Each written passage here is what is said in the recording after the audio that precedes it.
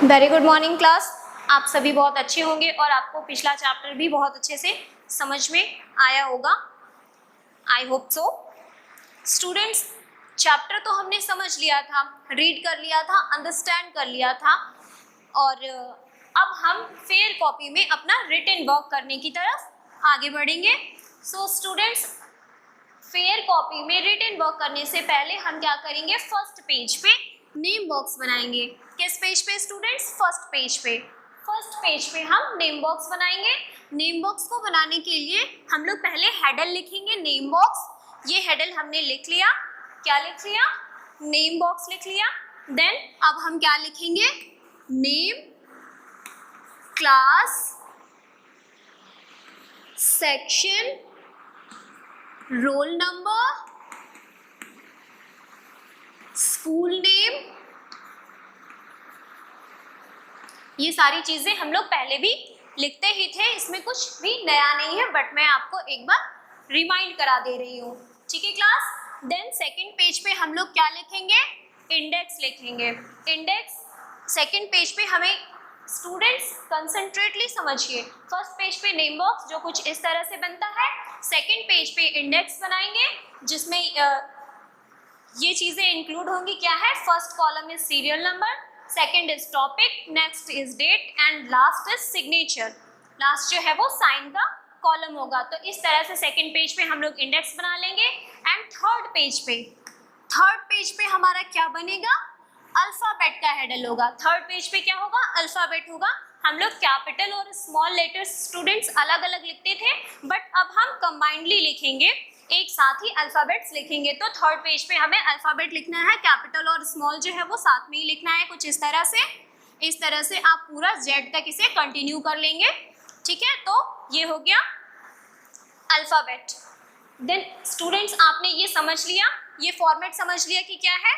ठीक, अब हम देखते हैं आगे हमें क्या करना है। ये आपने समझ लिया। अब हम अपने चैप्टर की तरफ बढ़ेंगे।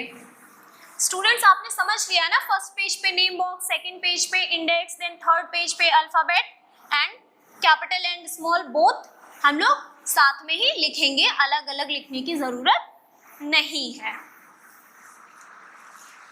आइए स्टूडेंट्स, देख लेते हैं हम अपना पहला chapter.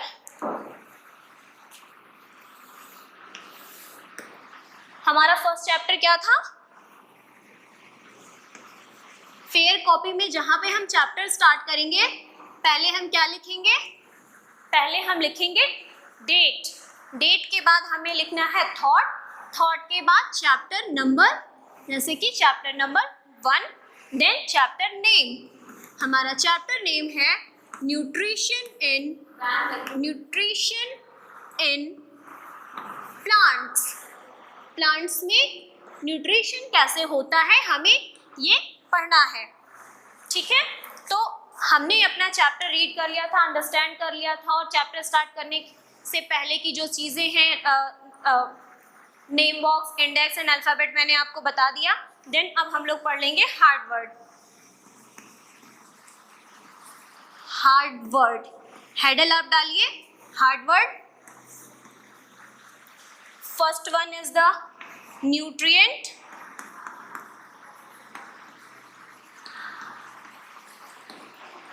Nutrient. Second one is parasite. Third one is saprotroph.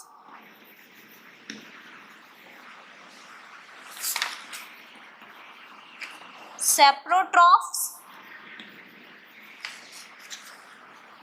Fourth one is the symbiosis.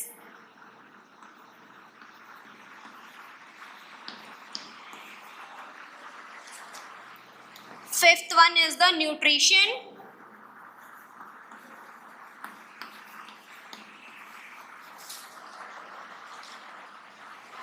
Sixth one is the heterotroph.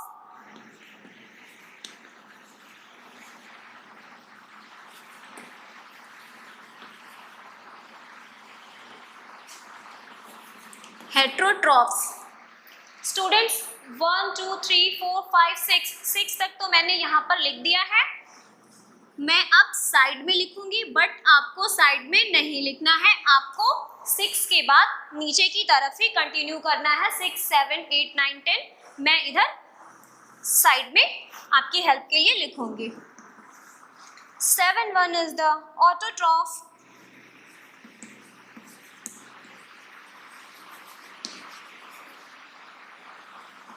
8 is rhizobium,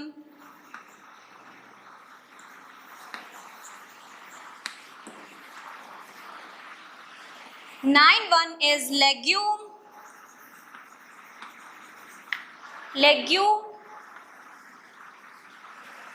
and 10th is nitrogenous.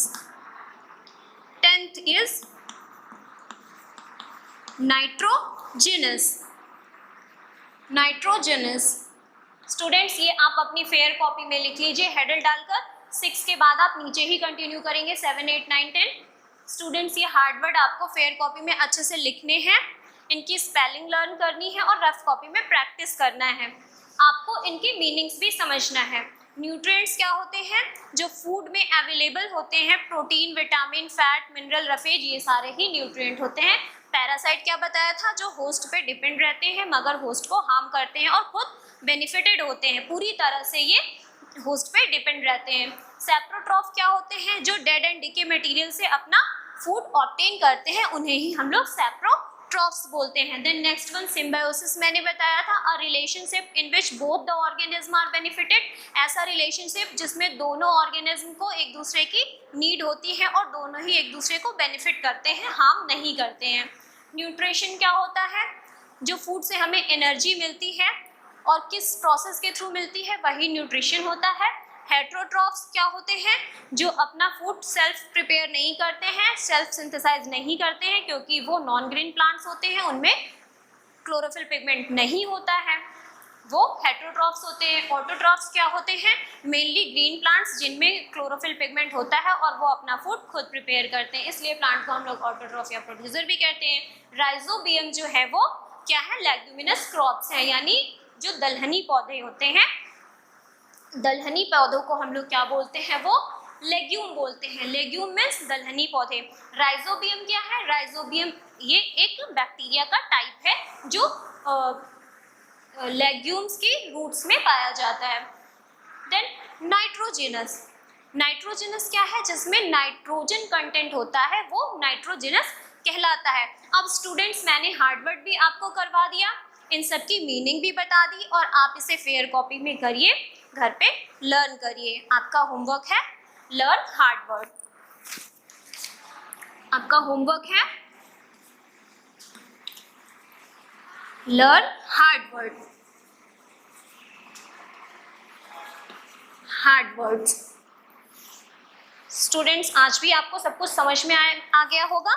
मिलते हैं अपनी नेक्स्ट क्लास में और जिसमें हम लोग कंटिन्यू करेंगे very short answer type question के साथ। ओके स्टूडेंट्स, थैंक यू तब तक के लिए। मिलते हैं अगली क्लास में।